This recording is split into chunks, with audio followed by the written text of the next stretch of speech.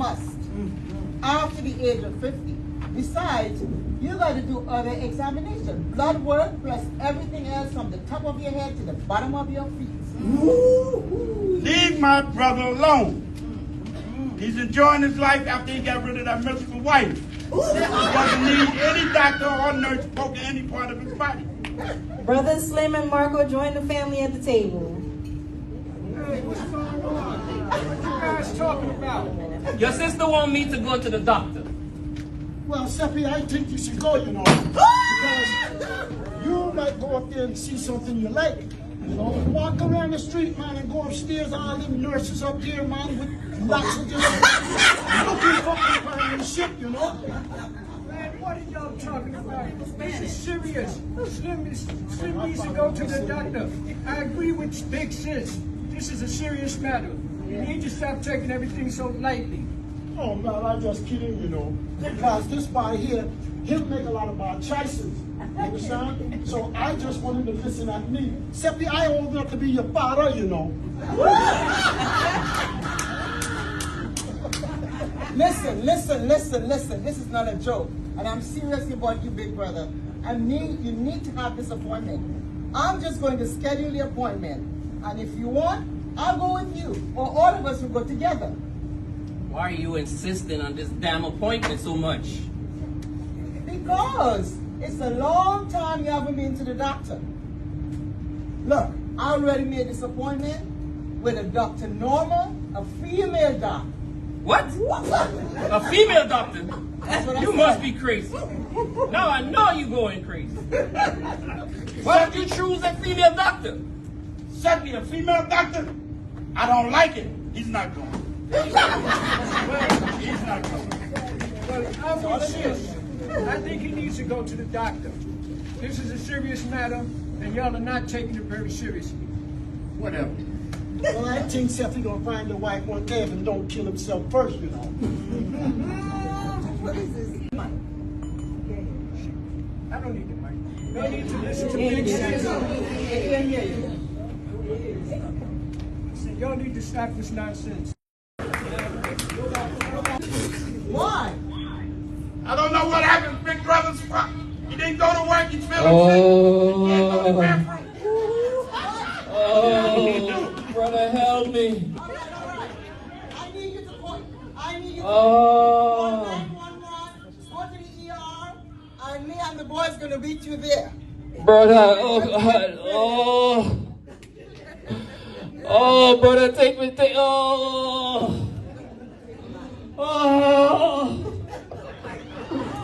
oh, God, Hey, come in. Jose, come in. Marcos. The brothers, oh, Priscilla Cruz and the All brothers right, meet Seppi go at get the your ER. doctor. oh, Go get your doctor. oh. All right, go get your doctor. Just hold on in there. Thank you, brother, thank you, brother. Hang on in there. You've been feeling in that old bag for now you're sick. What's wrong with you? everything. What's wrong with you? What hurts? Pain. We gotta get a male doctor coming in here. Asian Dr. Richard. Asian Dr. Richard. Doctor's coming. Oh.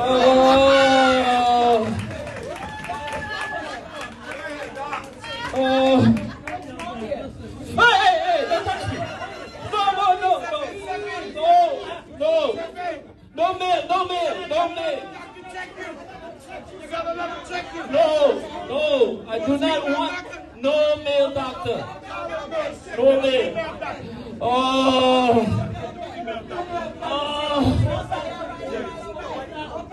Patient Dr. Bernie. Now patient Dr. We Bernie. gonna get your doctor. I need a doctor. Patient Dr. Bernie. Oh.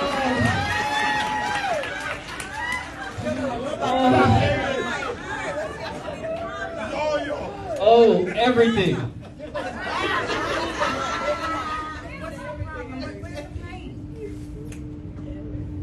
Everywhere. Yes, Mr. Seppi, please. Tell me, on a scale of 1 to 10, how much is the pain? 10. Okay, we're gonna get you some pain meds. Nurse, let me First, tell I'm gonna you take the about blood. this guy. Okay. I set up appointments for him. Oh, and sister, this no, one no. here, No, no, that's sister. your fault. On. This one here. I told you not to go to the Oh doctor. my God. And all Oh, my my brothers gosh. have been trying him. Now look at him. Look. His eyes yellow. Yes, Send his yes, blood yes. pressure. Woman, I'm in pain. I'm taking his blood pressure right You now. know it's your fault. You Right now. Take his pressure. Let's see good now. Just want to buy them Okay, clothes. okay. All Here we right. go. Here we go. Sound like you Now, constipated let me. me go to see you. Please. All right.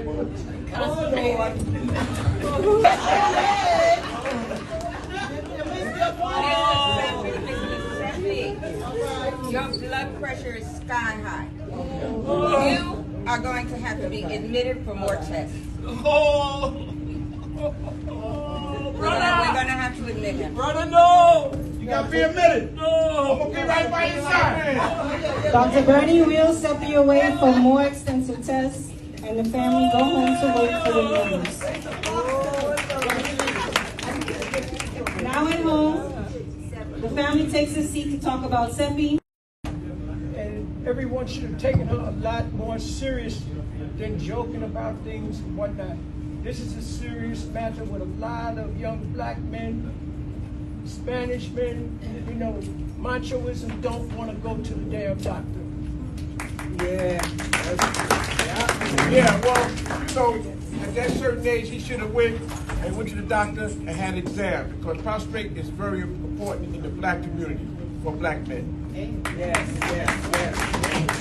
Right. Get your checkups every 3 months, you know. Yeah. Be good. Yeah. I know what I'm talking about. Well, you got to sit, Mr. Cummett. Well, the man was looking good. He was feeling good. I thought he was all right. I told you you'll be eating that dirty chicken and that dirty water rum you'll be drinking and that green thing. What do you call that again, Slim? They call it tea, but I don't know what it is. You know what it is, yeah. You represent that little paper on. Yes, that's what I'm doing. And Take Seppi. Yeah. Don't let him smoke so much. Oh, but you bought it for him. He give me the money. Anything happened to Seppi, you're in trouble. Y'all can't blame me for what happened to Seppi. No, you are to blame, man. I watch you. I was just hanging out with my brother. No. We can't blame it all on Kermit. All right, Kermit, bad influence, I know. True. No, Kermit is bad influence. Yes. And that's why he used to get so many lashings when we were kids. I'd always beat Always him. had to lash him. But it's not Kermit's fault because Stephanie is a grown man. Yes. He's a grown man, and he made bad choices. Listen to your brother. And then, at this late at night, there was a knock on the door. Get ready, Slim. Get ready. Marco, get the door. Somebody's at the door.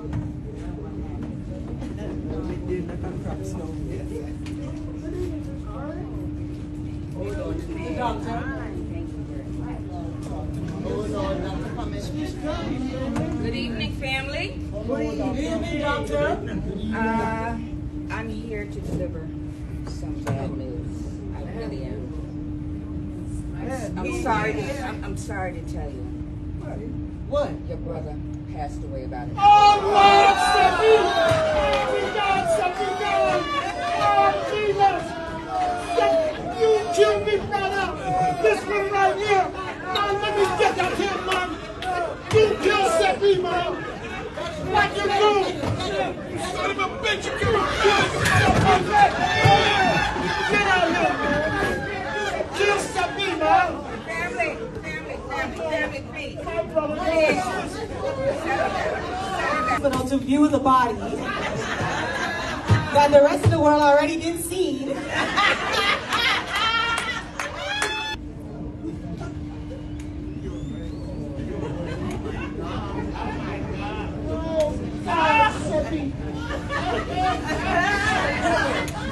Is there anyone in the audience who would like to offer their condolences to the Greene Come up family. and offer your condolences to us.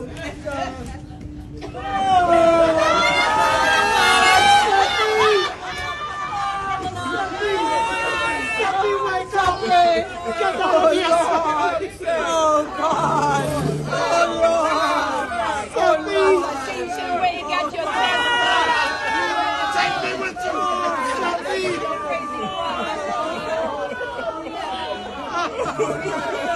my God! Okay,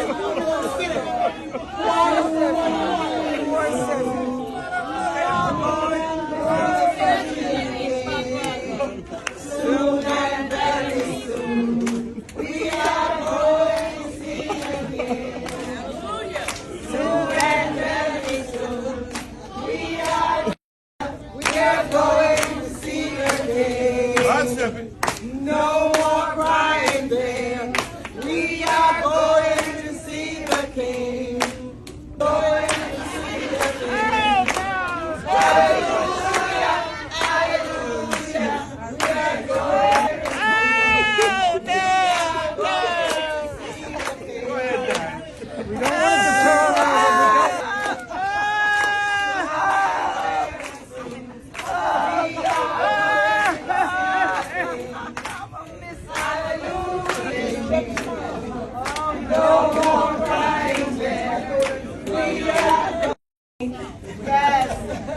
But they are taking money.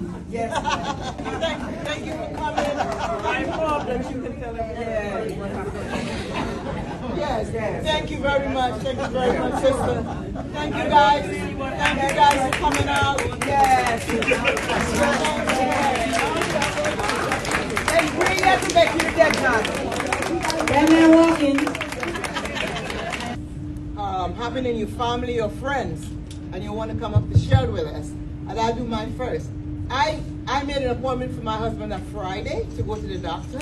He canceled the appointment, and that Sunday he was dead. So that is my first testimony to all of you here. And I took all the men and I congratulate them. Yes. They always came for rehearsal. They complied and everything went well, and I must give them another hand of applause.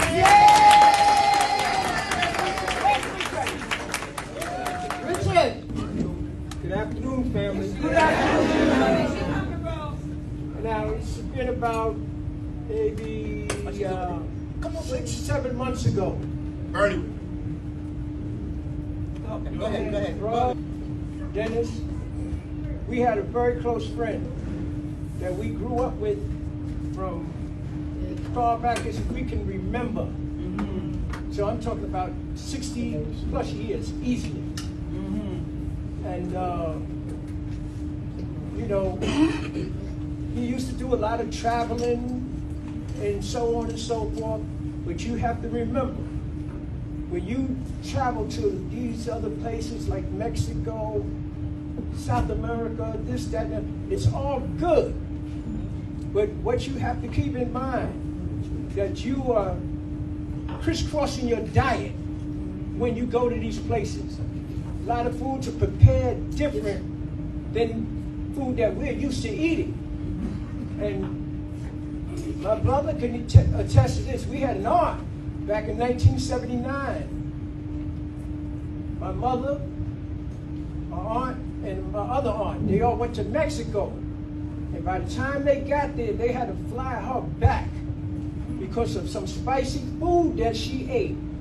And it aggravated her pancreas. And she passed from pancreatic cancer in a few months. After this happened back in 1979. As you, oh my God, oh my Jesus. Don't wait until it gets to that point. When you feel the first thing that is like a little off, something ain't regular, you know, just go see what it is. That's correct. Because I had to say my personal experience with prostate cancer came from my father. And both our fathers died from prostate cancer. My father, Frog's father, and most of his siblings had prostate cancer, including Frog. But all of us didn't take the checkups. Our parents never went, our fathers never went to a doctor. They may went to a clinic, but they never went to a doctor, got a full exam for prostate cancer. So I stress that all the black males should go and get a checkup as soon as possible. I was diagnosed with prostate cancer, but they caught it early, right? And because of that, when they detected it first, they was talking about doing this and doing that, cutting on me and all that. And I went and got a second opinion. And the doctor, when I went to Sloan Keller, got the second opinion. He said, what I can do is give you a shot every 3 months for a year and give you 5 treatments of radiation. So now, every 6 months I go get a checkup. And so far, everything has been good.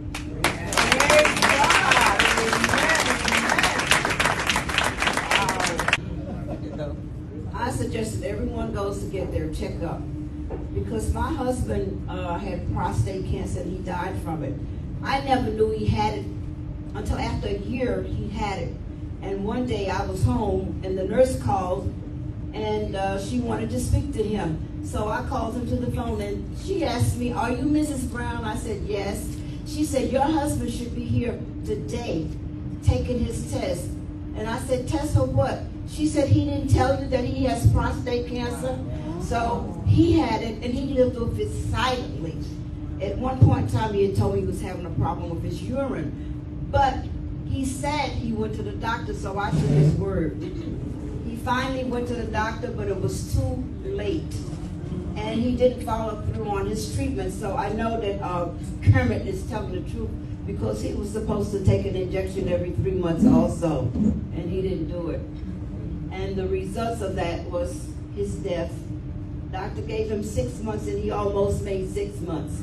But it was just heartbreaking. All of our actors. Yeah. And I see the name of it is Cancer Can't Hurt Us. And I just want to share, I heard you talk about going to Mexico. Okay. Now, I'll tell you, we have a couple people that died. It's Cancer Awareness Month, and I'm glad that it was focused on men. Because we women, some of us, or most of us now, they have all the mothering thing and we're scared to go for breast cancer because it hurts. But you have to go. And I'm glad they're focusing on men because men are the worst patients. And I would say 90% of the men. And I'm glad that you're calling him Kermit.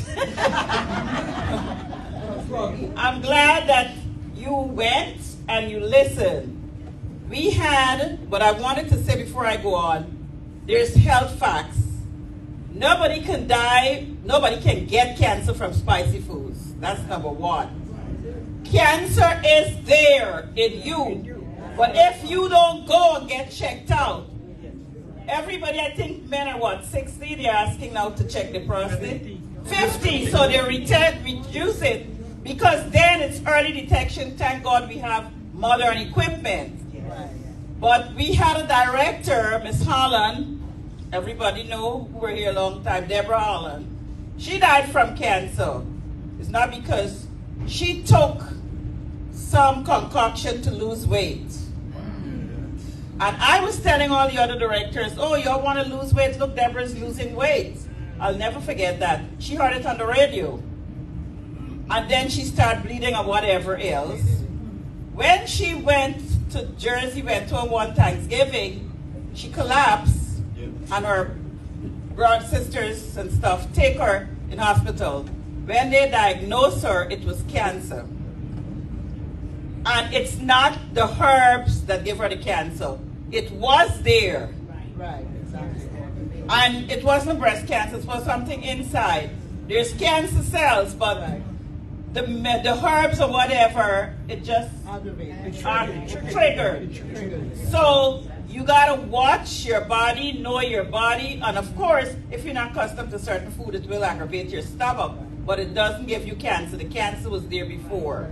And I want to tell all the men, and I think we should take this show on the road to show other centers And men, I remember when Marty Markowitz was the thing there, and he started something, take your man to the doctor day. You remember that? Yes. Take your man to the doctor. And that was pushing all the women, wife, girlfriend, to let the men go to the doctor. And exactly when the patient didn't want a male doctor, a lot of men figure, because of whatever reasons, I don't want no man touching me.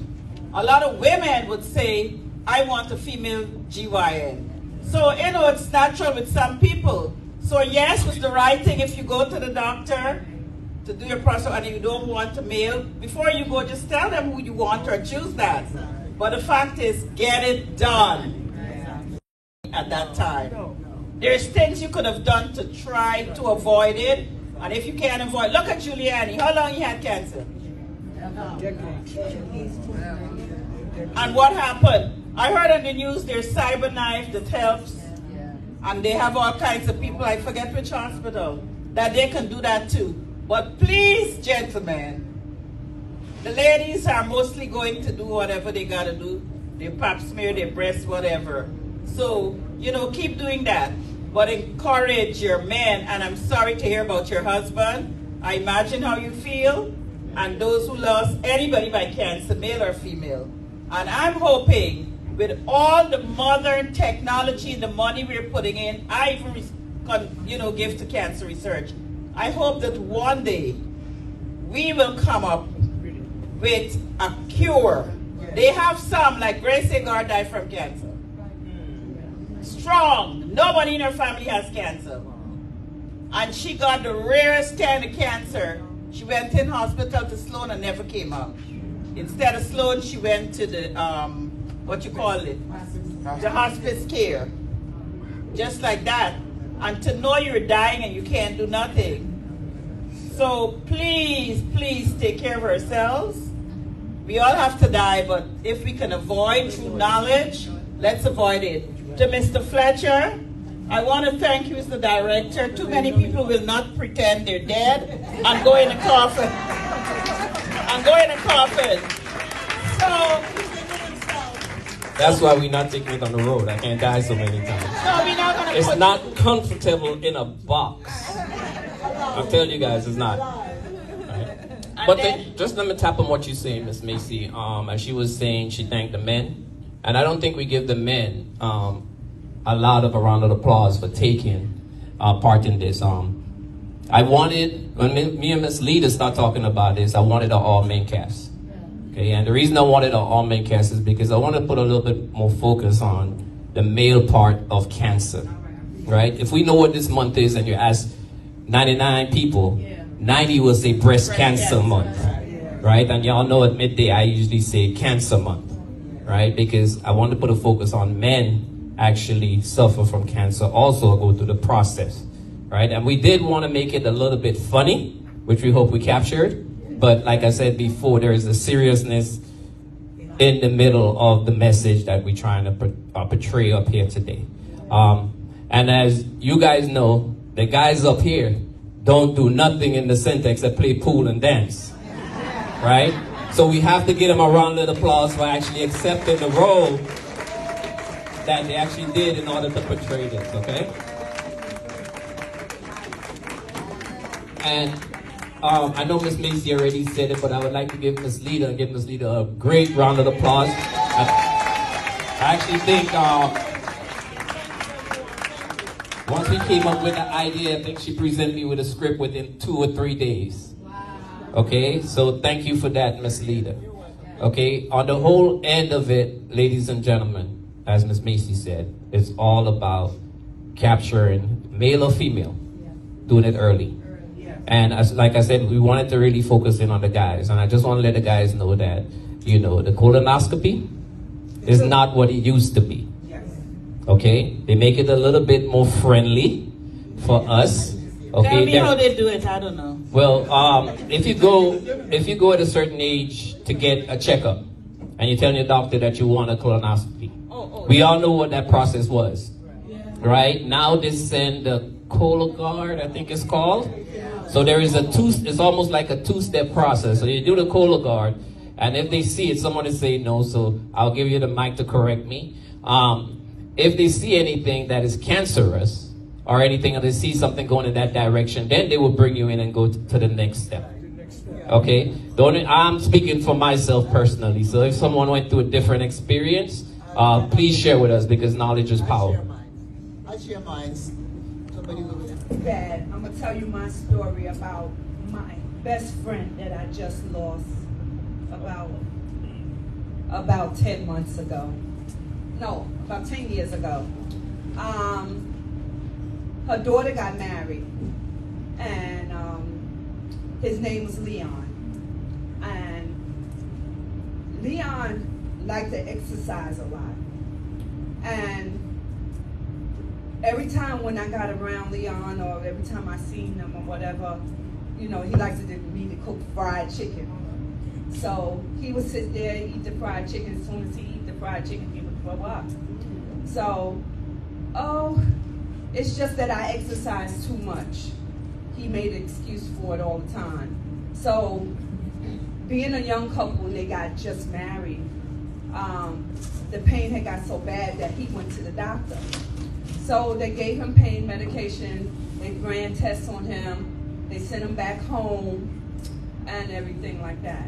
So then the pain came back. He went back to the doctor. And in that meantime that he was going back and forth to the doctor, my girlfriend, I noticed that when my brother got married, she had a couple of drinks and everything, and she passed out, like she fell. And I said, "What's wrong?"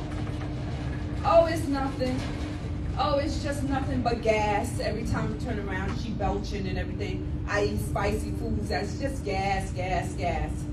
So in that meantime, as that was going on, Leon got sick again. And when he got sick,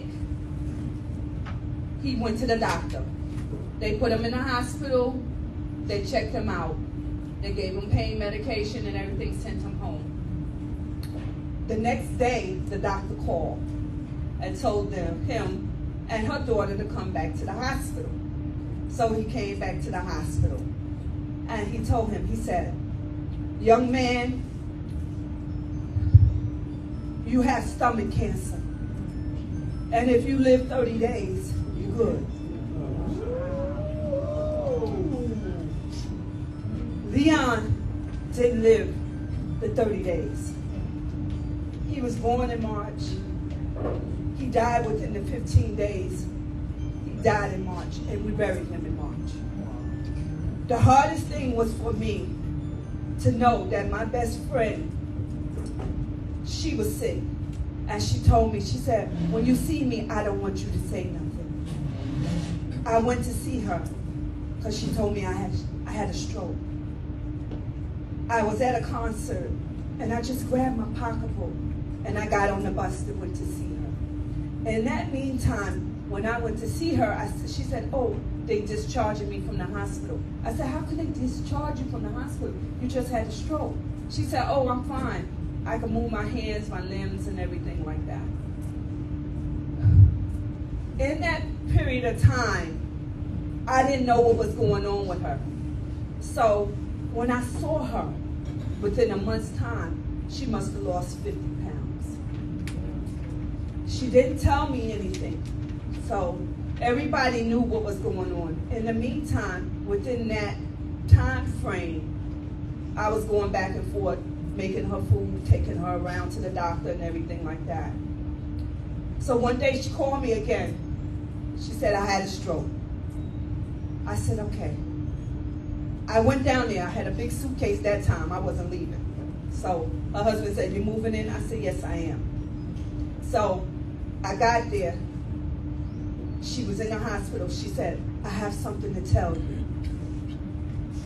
And I said to her, "What do you have to tell me?" And she said, "When I tell you this, I don't want you to cry." And she said, if you're going to cry, you got to leave the room. I said, "Okay." She said, "I'm dying." I said, "Okay."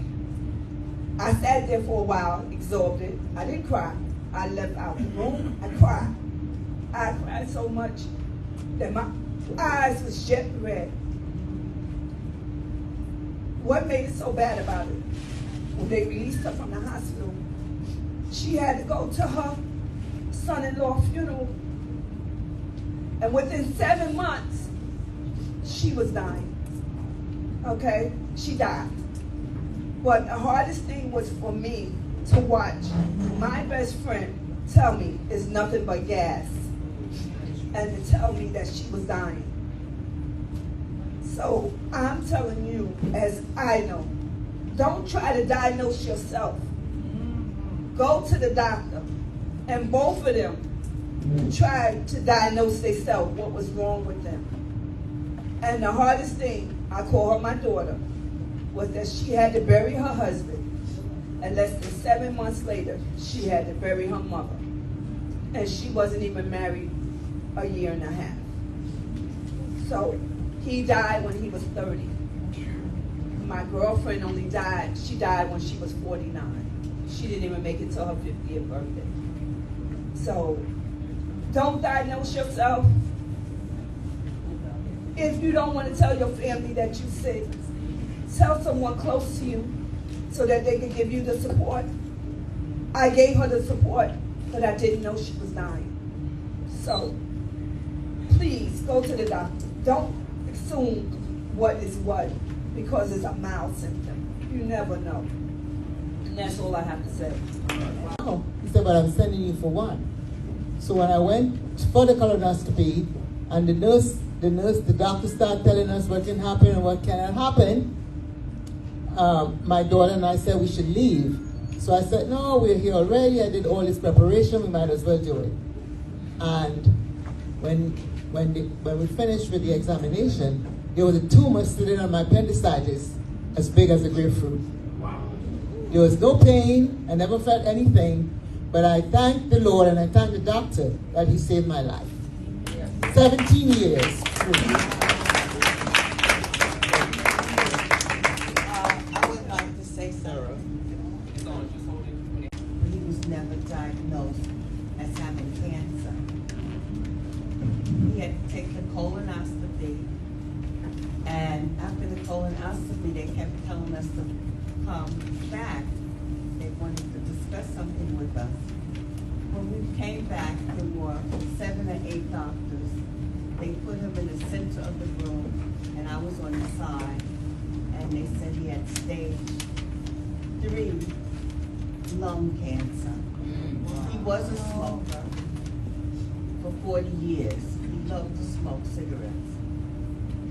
So they started working on him. They gave him chemo, radiation, and for 1.5 years, it was normal. He ate everything, we did everything, we went on vacations, and we thought that he was in remission. But all of a sudden, he started getting pains in his chest. He started getting breast. Then he started having pains in his side. Then they said he had 2 tumors in his brain and metastasized. And within a year, he was dead. Did on cancer awareness.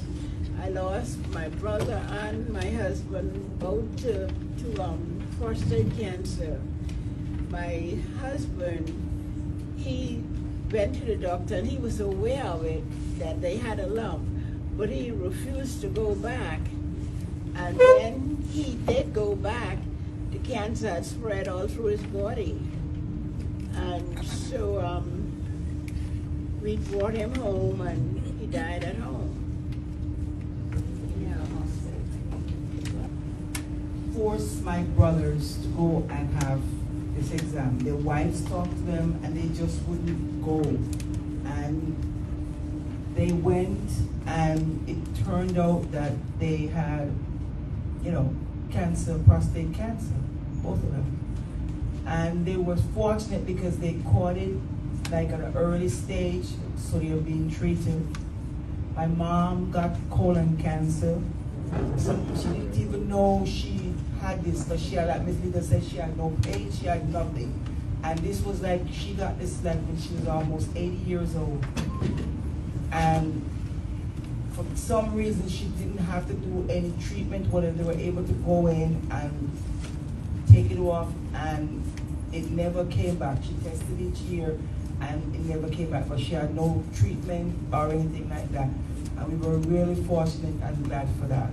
And just say, please, please, please, make sure we go out and do what we need to do.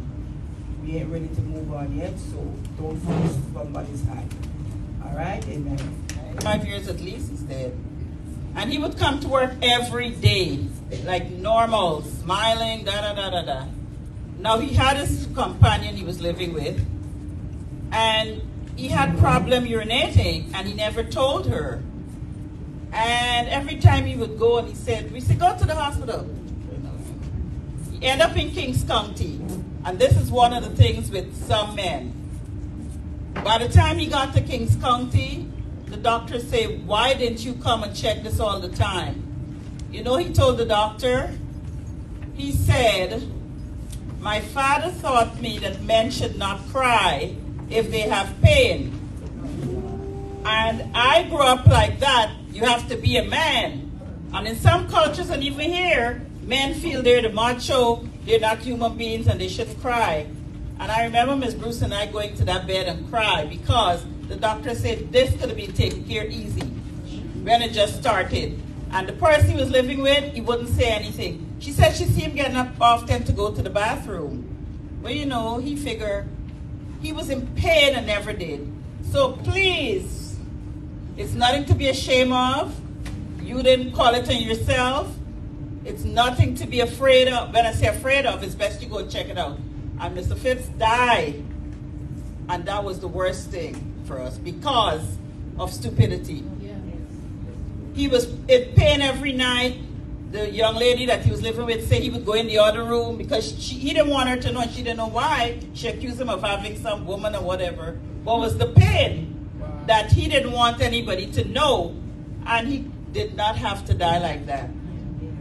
And the doctor told us, and I said, why did everybody, and I go visit him, he said, my daddy said, you gotta be a man, bear your pain, don't say anything.